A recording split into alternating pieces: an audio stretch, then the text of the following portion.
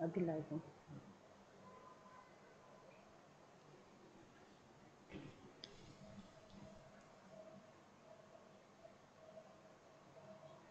Hello aspirants, good evening to all of you. आप सभी लोगों का स्वागत है करियर बूस्टर के लाइव सेशंस पे।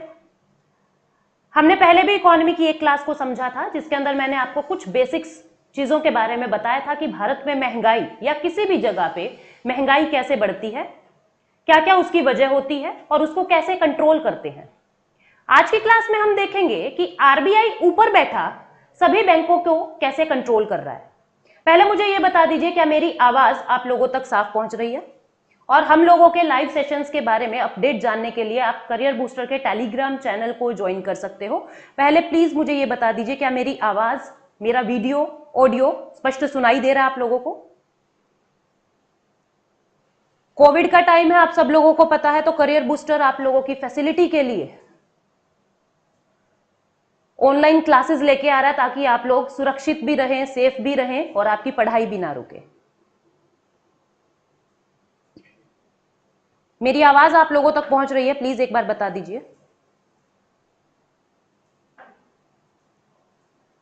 ठीक है जी, स्टार्ट करते हैं। मैंने लास्ट क्लास में आपको यह बताया था कि कोई भी महंगाई किस तरीके से बढ़ती है।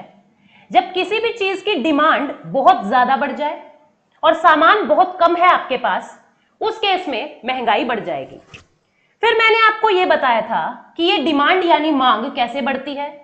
किसी भी इंसान के पास जितना ज्यादा पैसा होगा, किसी भी इंसान के पास जितना ज्यादा पैसा होगा, उसकी मांग उतनी ज्यादा बढ़ती रहेगी। और फिर यह बताया था यह पैसा कहां से मिलता है।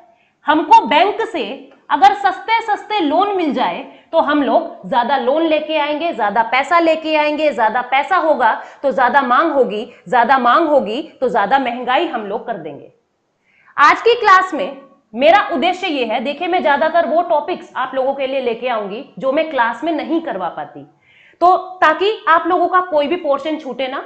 ऑनलाइन प्लस ऑफलाइन के माध्यम से आप लोगों की प्रत्येक प्रकार से, चाहे कितना भी मुश्किल एग्जाम बन जाए, आप लोग अपने क्वेश्चन को सोल्व कर सके। तो आज हम ये देखेंगे कि जो सभी बैंकों का बैंक यानी सभी बैंकों के पापा आरबीआई जो कहलाते हैं, वो किस तरीके से इतनी दूर बैठे पूरे भारत के बैंकों को कंट्रोल कर रहे हैं और पूरे भारत की महंगाई को कंट्रोल कर रहे हैं। देखिए, जिस समय रघुराम राजन थे, आपको पता है ये रघुराम राजन हमारे आरबीआई के गवर्नर थे। 2013 से लेके 2016 तक रघुराम राजन भारत के आरबीआई गवर्नर रहे हैं। रघुराम राजन से पहले अर्थव्यवस्था कैसे चलती थी? कोई भी पॉलिसी अगर आरबीआई की बनती थी तो उसको बहुत सारी जगह ध्यान देना पड़ता था। वो देखता था कि भारत में महंगाई भी कंट्रोल में रहनी चाहिए, भारत के लोगों को रोजगार भी मिलते रहने चाहिए, भारत की जीडीपी भी अच्छी ग्रो करनी चाहिए। अब रघुराम राजन आरबीआई की पॉलिसी में क्रांति लेके आए। उन्होंने क्या कहा कि इतनी सब जगह ध्यान देने की जरूरत नहीं है कि आप महंगाई भी कंट्रोल कर रहे हो, आप रोजगार को भी देख रहे हो, आप जीडीपी को भी देख रहे हो, आप ग्रोथ को भी देख रहे हो। सिर्फ एक फोकस रखो, भारत में महंगाई को कंट्रोल कर लो, बाकी सब चीजें एक दूसरे से जुड़ी हुई है, सब कुछ कंट्रोल हो जाएगा। और रघुराम राजन जब से आए आरबीआई के गवर्नर बनके, यानी कि 2013 से, आरबीआई का पूरा सिस्टम बदल गया। हर 2 महीने के बाद महंगाई का आकलन होने लगा। हर 2 महीने के बाद, बाई मंथली पॉलिसी कहते हैं इसको, यानी कि हर 2 महीने के बाद महंगाई की दर का मापन किया गया। रेपो रेट कितना रहेगा, रिवर्स रेपो रेट कितना रहेगा, हर 2 महीने के बाद इसको चेक करने लगे। तो आज हमारा पढ़ने का मकसद यही है कि आरबीआई के पास ऐसी क्या ताकत है कि सभी बैंकों को ऊपर बैठा कंट्रोल कर रहा है। जिस तरीके से आपके व्हीकल के अंदर एक टूल किट होती है, उसमें पेचकस, पलास, ड्राइवर वगैरह ये सब कुछ होता है, इसी तरीके से आरबीआई के पास भी कुछ हथियार हैं, या मैं कहूं कुछ उपकरण हैं, कुछ टूल्स हैं। इसको कहते हैं आरबीआई के मॉनेटरी टूल्स, या हिंदी वाले कहेंगे आरबीआई के उपकरण। एक ही बात है। इसके पास भी स्क्रू ड्राइवर है, इसके पास भी पेचकस है, इसके पास भी किसी और दूसरे बैंक की मुंडी को मरोड़ने के लिए हथियार है। तो कौन कौन से तरीके आरबीआई के पास हैं? इसके पास मेनली 2 हथियार हैं।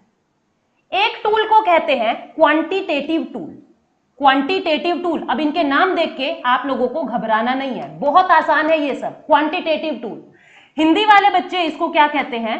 परिमाणात्मक उपकरण। परिमाणात्मक उपकरण। और दूसरे तरीके के जो हथियार हैं उसको कहते हैं क्वालिटेटिव टूल। क्वालिटेटिव टूल, या मैं कह दूं इसको कहते हैं हिंदी में गुणात्मक उपकरण। गुणात्मक उपकरण, ये दो तरीके के हथियार आरबीआई के पास होते हैं। आज की क्लास में हमारा फोकस रहेगा परिमाणात्मक उपकरण के पास। परिमाण मतलब कि कुछ आंकड़ों के अंदर बात होगी, कुछ डिजिट्स के अंदर बात होगी।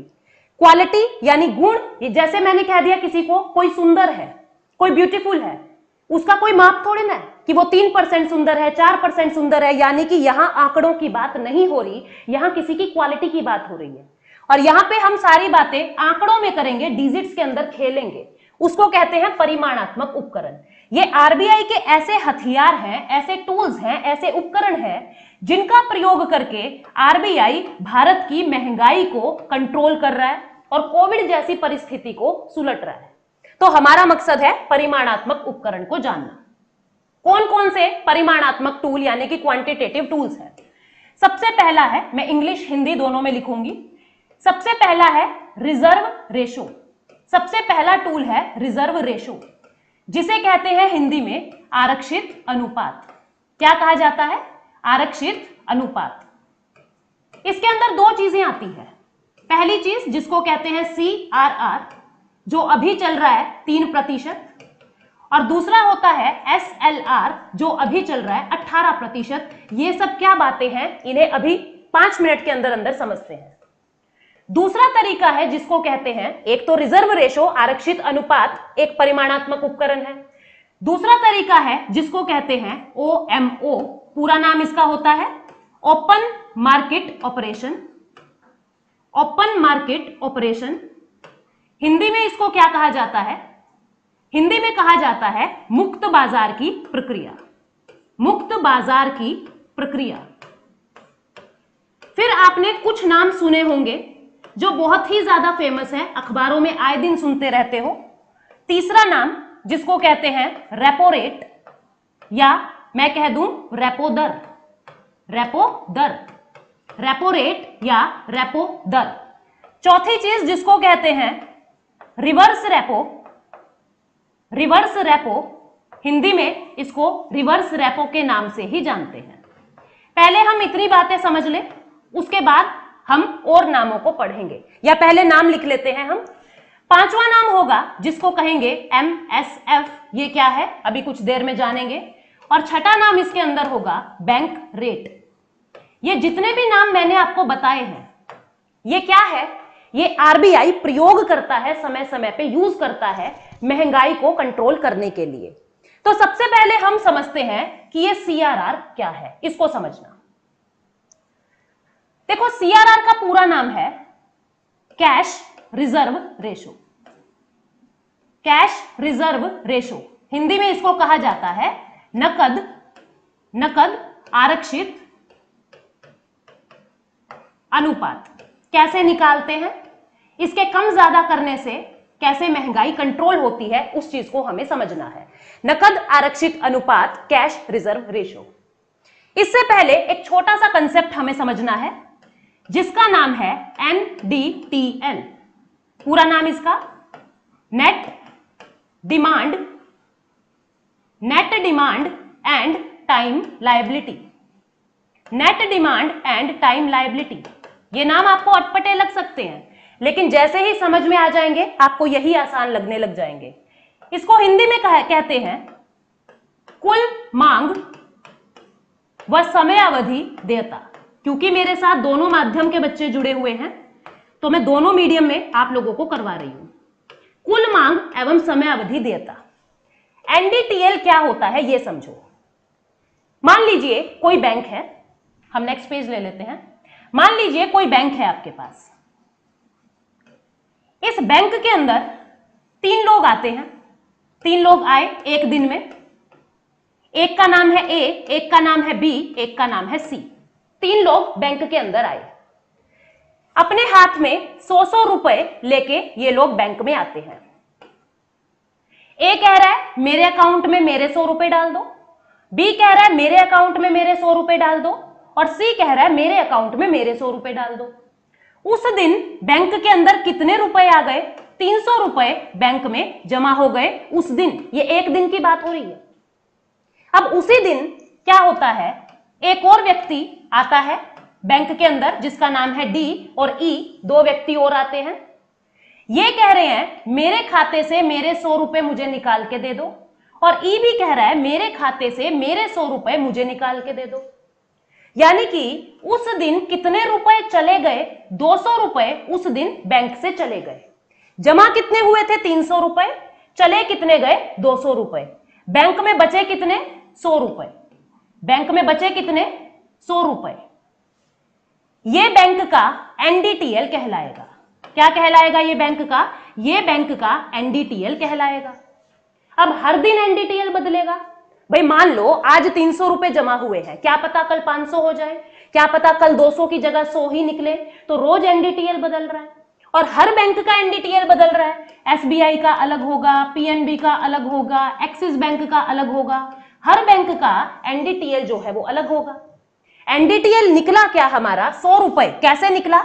जितने रुपए डिपॉजिट हुए थे माइनस जितने रुपए हमने निकाल लिए, यानी कि विड्रॉ कर लिए।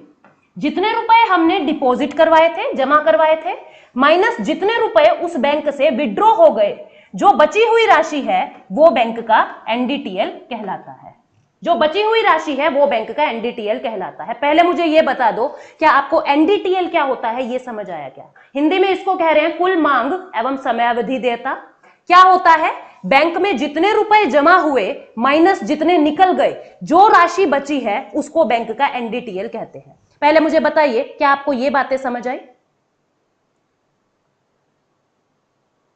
एनडीटीएल में अगर डाउट है तो आप लोग पूछ सकते हो, अदरवाइज मैं आगे चल रही हूं। अब देखो सीआरआर क्या है। सीआरआर क्या है?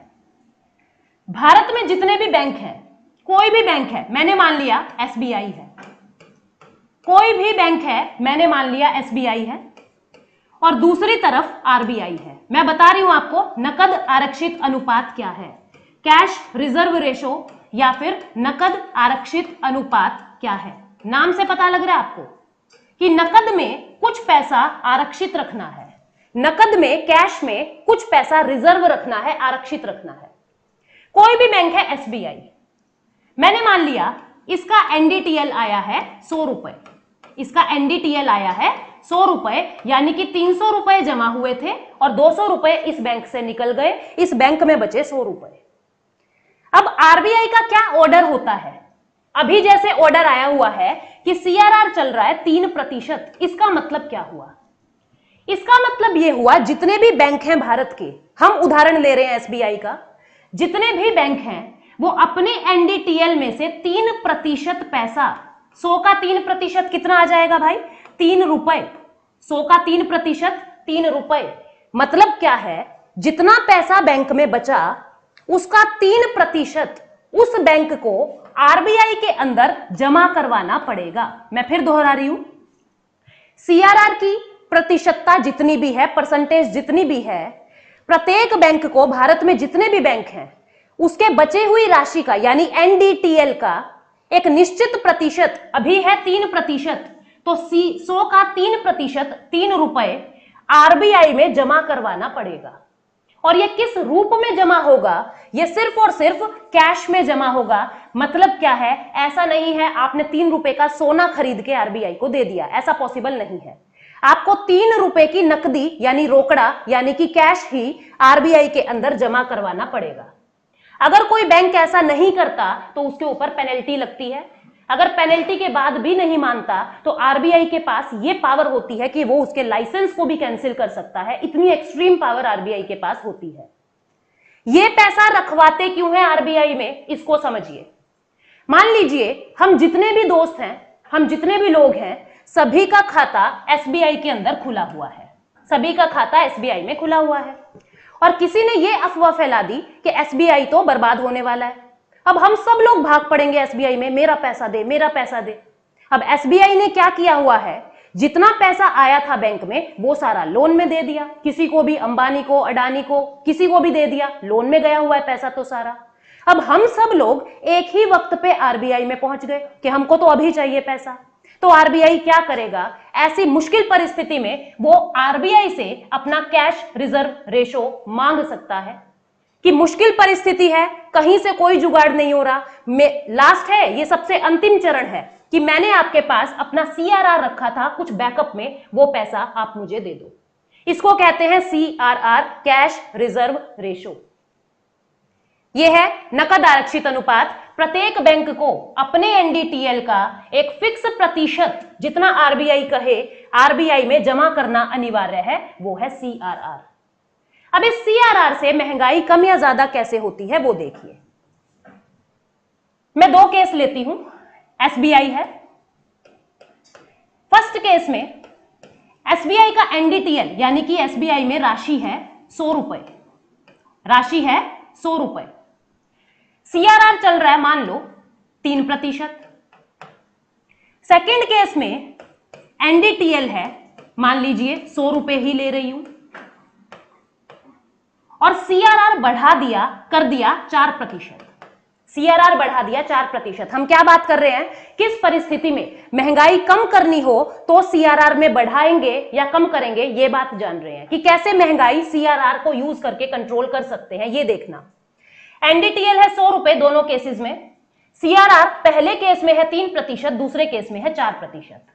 ये आरबीआई में कितना रुपए जमा कराएगा, पहले केस में 100 का 3% यानी कि 3 रुपए। बैंक में कितने बचे, बैंक में लोन देने के लिए कितने रुपए बचे, 97 रुपए फर्स्ट केस में। दूसरे केस में देखो, एनडीटीएल था 100 रुपए, मान लो सीआरआर बढ़ा दिया 4% कर दिया, यानी कि 4 रुपए अब आरबीआई में चले जाएंगे। बैंक में कितने बचे, 96 रुपए लोन देने के लिए।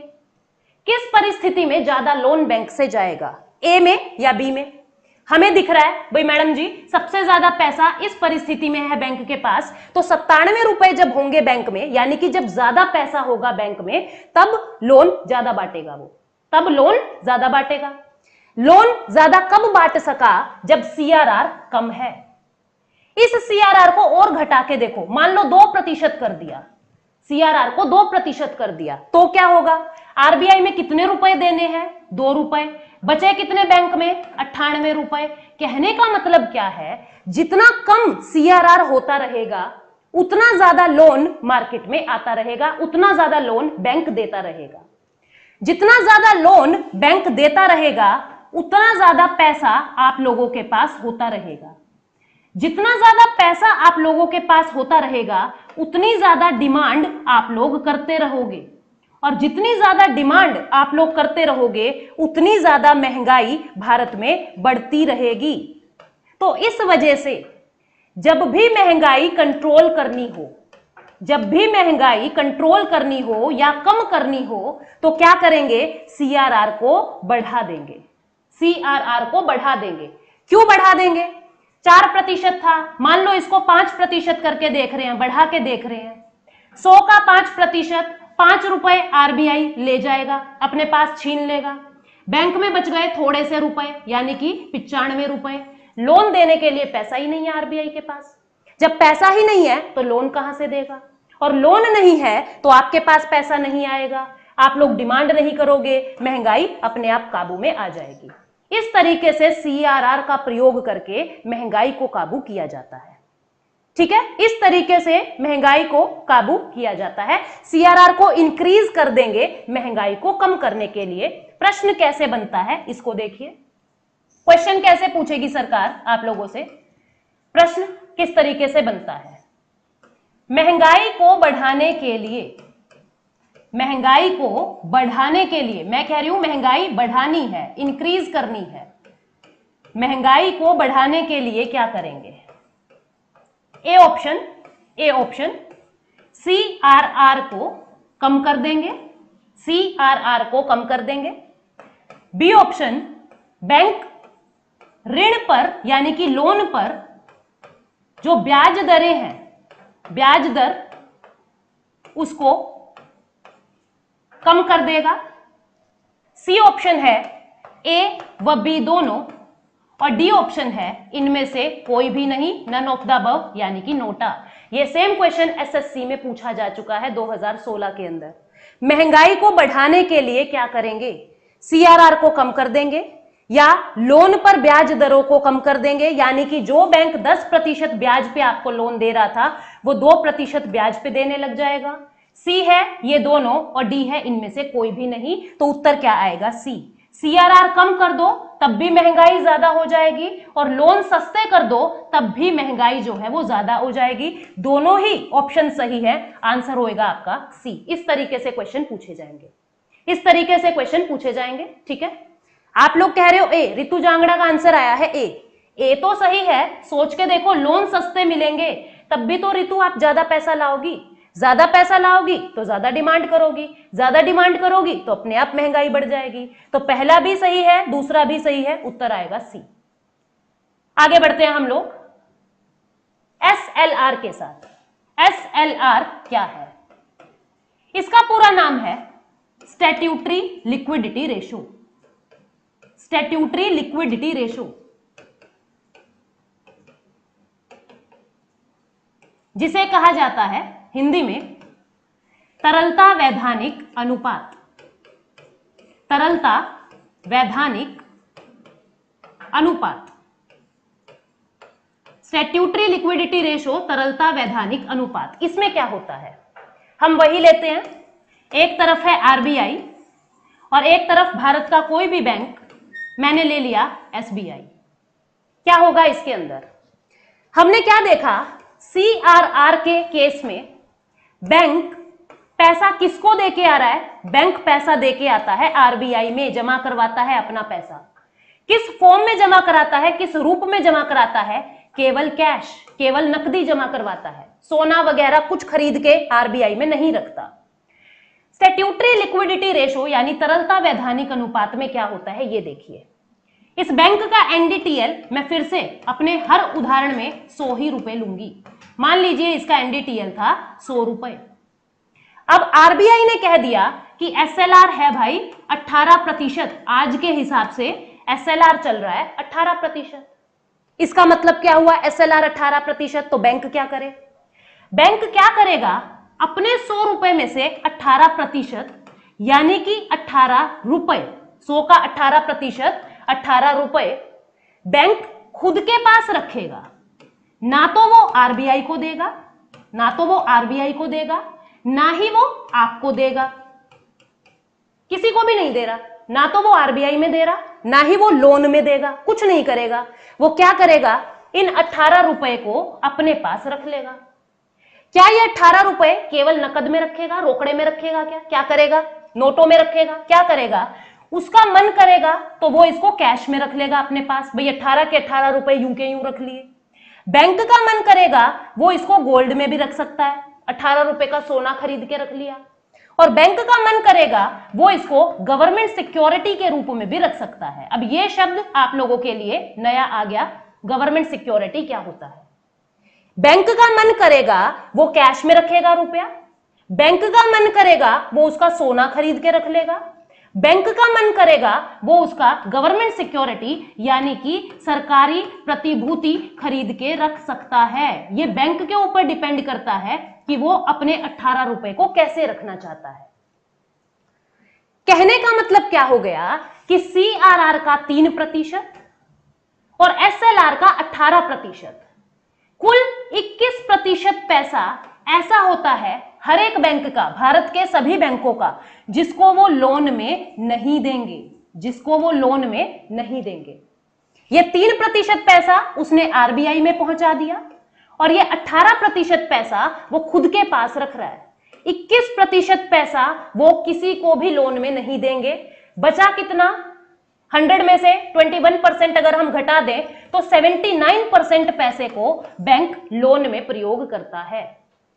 ये तरीके होते हैं किस तरीके से आरबीआई महंगाई को कम ज्यादा कर रहा है। अब हम देखते हैं कि एसएलआर को यूज करके महंगाई कैसे काबू में आती है। इसको देखना, फिर बताती हूं सरकारी प्रतिभूति क्या होता है। अब मान लो फर्स्ट केस है, बैंक अपना वही पुराना एसबीआई और इस एसबीआई के अंदर 100 रुपए है इसका एनडीटीएल के रूप में। पहला केस एसएलआर में आरबीआई ने कितना कर रखा है, मान लो 20%, और दूसरे केस में एसएलआर कर दिया मान लीजिए 18%। दोनों केस हम समझते हैं कब महंगाई काबू होगी, एसएलआर बढ़ाने से या एसएलआर घटाने से। एसबीआई में है 100 रुपए, फर्स्ट केस में एसएलआर है 20 रुपए, दूसरे केस में है 18 रुपए। फर्स्ट केस में बैंक खुद के पास कितने रुपए रखेगा, 20 रुपए, और सेकंड केस में खुद के पास कितने रखेगा, 18 रुपए। बैंक लोन में कितने देगा, फर्स्ट केस में 80 रुपए लोन में बांटेगा, और दूसरे केस में लोन में कितना देगा, 100 माइनस 18 यानी कि 78 रुपए दूसरे केस में लोन में देगा। ज्यादा लोन कब मिल रहा है, जब एसएलआर जो है वो जितना ज्यादा, देखो एसएलआर 20% था, 20 रुपए खुद के पास रखे, 80 रुपए लोन में पहुंचा दिए। एसएलआर 18% कम कर दिया, अब वो 18 रुपए खुद के पास रखेगा और 82 रुपए का लोन देगा, वो 82 रुपए का लोन देगा। ज्यादा लोन कब दे पा रहा है वो, जब उसका एसएलआर कम है। इसको और कम करके देखो, 10% कर दिया मान लीजिए एसएलआर, बैंक खुद के पास कितने जोड़ के रखेगा, 10 रुपए, लोन में कितना पहुंचा देगा, 90 रुपए, और ज्यादा लोन अब मार्केट में आने लग गया। कहने का मतलब क्या है, एसएलआर जितना कम होता जाएगा बैंक उतना लोन बाहर मार्केट में फेंकता जाएगा।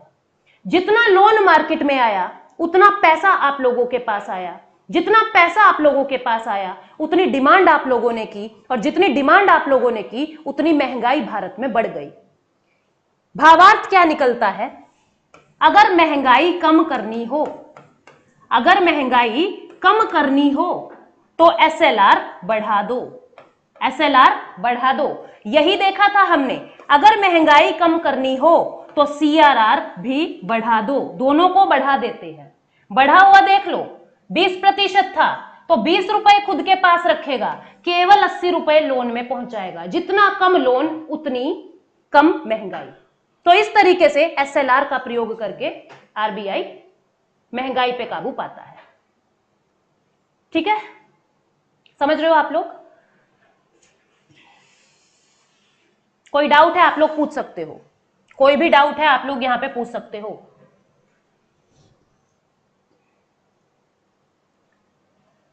हमारे लिए एक नया शब्द आया था, गवर्नमेंट सिक्योरिटी क्या होता है। मैं बिल्कुल देसी भाषा में आप लोगों को बताती हूं, बिल्कुल लेमन टर्म्स में आप लोगों को मैं सरकारी प्रतिभूति शब्द क्या होता है इसको समझा रही हूं।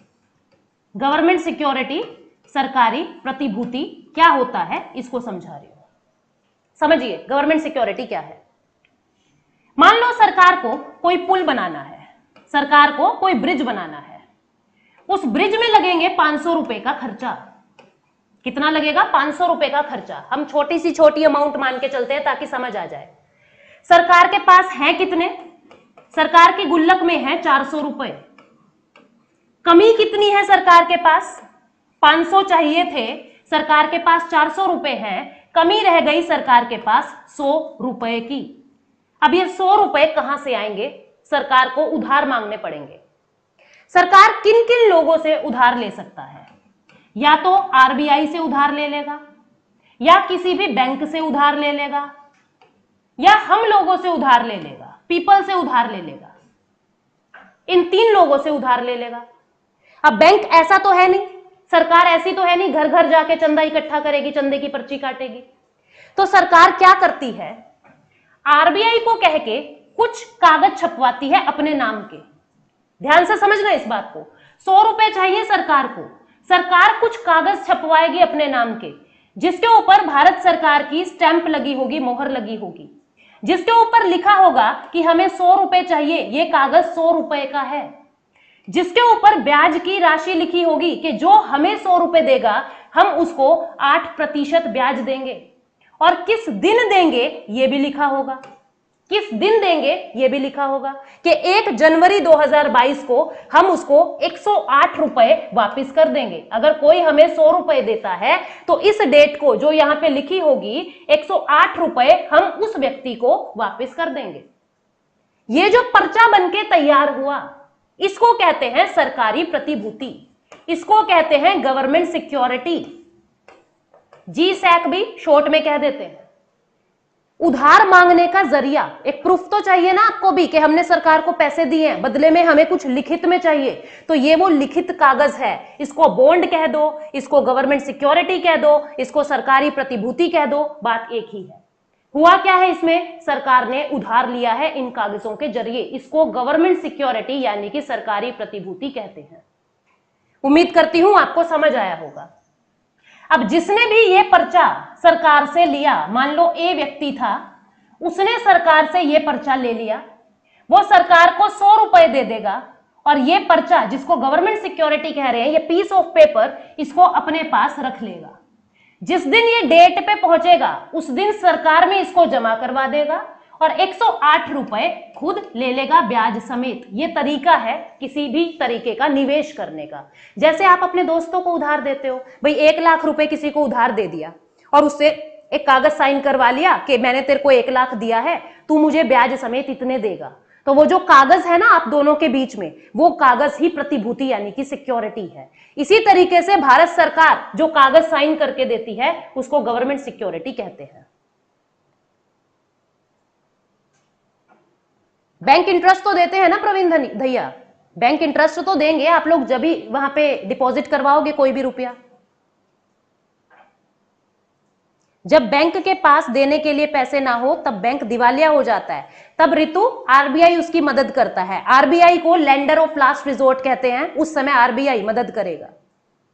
अच्छा, कौशिक पूछ रहे हैं बैंक का दिवालिया क्या होता है? बर्बादी भाई, बिल्कुल बर्बादी। बैंक का क्या, इंसान का दिवालिया भी यही होता है, बर्बादी के उल्टा लटका के ठोक लो फिर भी कुछ नहीं निकलना, उसको दिवालियापन कहते हैं। गवर्नमेंट सिक्योरिटी क्या है ये हमने समझा। आज की अंतिम टर्म और समझ लेते हैं हम। OMO क्या है, ओपन मार्केट ऑपरेशन क्या होता है, इसको जानिए। ओपन मार्केट ऑपरेशन क्या होता है ये समझिए। इसको हिंदी में कहा जाता है मुक्त बाजार की प्रक्रिया। मुक्त बाजार की प्रक्रिया।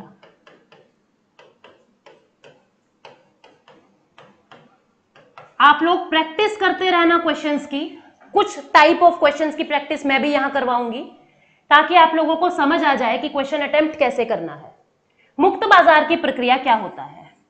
एक तरफ है आरबीआई, एक तरफ है एसबीआई। कोई भी बैंक हो सकता है, मैंने मान लिया एसबीआई। आरबीआई क्या कह रहा है, मान लो आरबीआई के पास भी सरकार को कुछ उधार वाले कागज पड़े हैं और एसबीआई से भी सरकार ने कुछ उधारी ले रखी है, यानी कि गवर्नमेंट सिक्योरिटी इनके पास भी पड़ी है।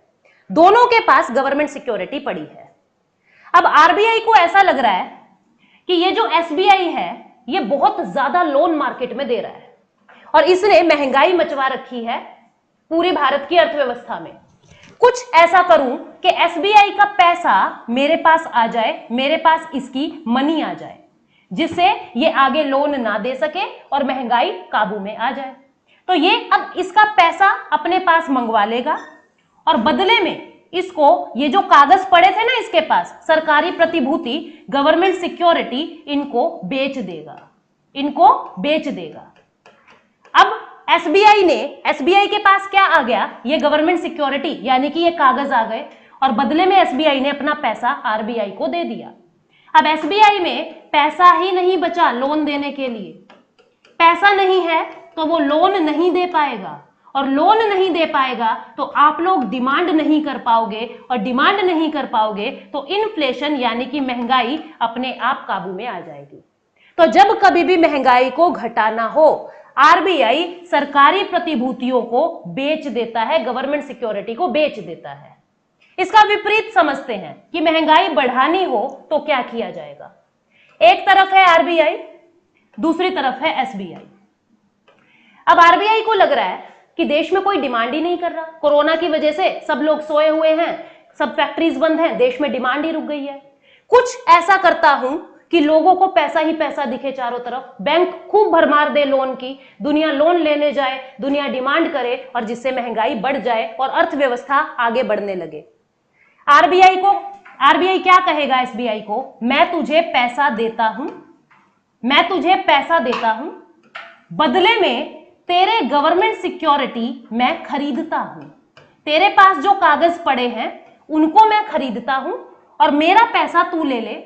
अब एसबीआई के पास पैसा ज्यादा हो गया, वो लोन ज्यादा देगा, लोन से पैसा ज्यादा होगा मार्केट में, पैसा ज्यादा होने की वजह से आप लोग डिमांड ज्यादा करोगे और जो महंगाई है वो अपने आप बढ़ जाएगी, अपने आप तेजी से गति से इंक्रीज हो जाएगी। महंगाई बढ़ रही है, डिमांड बढ़ रही है, ज्यादा चीजें बनेंगी भारत में, ज्यादा चीजें बनेंगी तो जीडीपी बढ़ जाएगा, उत्पादन बढ़ जाएगा देश के अंदर और जीडीपी हमारी ग्रो कर जाएगी। यही तकनीक कोरोना टाइम में भारत सरकार या आरबीआई अपना रही है। आप देखोगे अभी बैंकों के अंदर जो ब्याज दरें हैं, जो इंटरेस्ट के ऊपर यानी लोन के ऊपर जो ब्याज दरें हैं वो बहुत कम है। हमारा शब्द क्या था? OMO। ये होता क्या है? इन सरकारी प्रतिभूतियों को खरीदना व इन सरकारी प्रतिभूतियों को बेचना, इनको खरीदना व इनको बेचना, दोनों ही प्रोसेस को ओपन मार्केट ऑपरेशन के नाम से जाना जाता है। अगर आपसे कोई पूछ ले ओपन मार्केट ऑपरेशन क्या है तो आप बताएंगे आरबीआई के द्वारा गवर्नमेंट सिक्योरिटी को खरीदे जाना या इनको बेचे जाना ओपन मार्केट ऑपरेशन कहलाता है। एक लास्ट क्वेश्चन देखते हैं किस तरीके से प्रश्न बन सकता है। अंतिम क्वेश्चन, इन्फ्लेशन को कम करना है, महंगाई को कम करना है, क्या करें? ए ऑप्शन CRR बढ़ा दे, CRR बढ़ा दे। बी ऑप्शन SLR बढ़ा दे। सी ऑप्शन आरबीआई सरकारी प्रतिभूति खरीदेगा, RBI will purchase government security, RBI सरकारी प्रतिभूति खरीदेगा। D option all of the above, all of the above, ये सभी बिल्कुल सही है। उत्तर बताओ आप लोगों को क्या आएगा जल्दी से। इन्फ्लेशन महंगाई को कम करना है, CRR बढ़ा दे, SLR बढ़ा दे, आरबीआई गवर्नमेंट सिक्योरिटी परचेज करेगा, खरीदेगा, या ये सभी सही है? जल्दी से आंसर करें, जल्दी से बताइए क्या होगा इसका आंसर। इसका आंसर होगा D, all of the above. D, CRR बढ़ाने से भी महंगाई कम होगी, SLR बढ़ाने से भी महंगाई कम होगी और जब आरबीआई सरकारी प्रतिभूति खरीदेगा तब भी महंगाई कम होगी। बिल्कुल सही है, केशव का, दिवाकर का बिल्कुल सही है, डी आएगा इसका आंसर। ये सभी सही है। जिसको समझ नहीं आया कैसे सही है, वीडियो को बैक करो, रिवर्स करो, फिर समझो, कॉपी पेन लेके बैठो, नोट्स बनाओ, ठीक है? हाँ जी बिल्कुल, मंदी में परचेज कर लेगा रितु और पैसा बैंकों को दे देगा कि खूब लोन बांटो। लेबर रेट कम कर दो। लेबर रेट किसको कह रहे हो प्रवीण? लेबर रेट किसको कह रहे हो आप लोग? बिल्कुल सही है पूनम ख्यालिया, उत्तर आएगा डी। जिस भी एस्पिरेंट को इस प्रश्न में डाउट है, वीडियो को रिवर्स करो, कॉपी पेन लेके बैठो, नोट करो सारी चीजें और फिर इसको सॉल्व करने की कोशिश करो। प्रश्न बढ़ते जा रहे हैं इस तरीके के, क्योंकि ये बहुत ही ज्यादा पसंदीदा टॉपिक है हर तरीके के कॉम्पिटिटिव एग्जाम का। जितनी ज्यादा प्रैक्टिस कर सकते हो मौद्रिक नीति की उतनी कीजिए।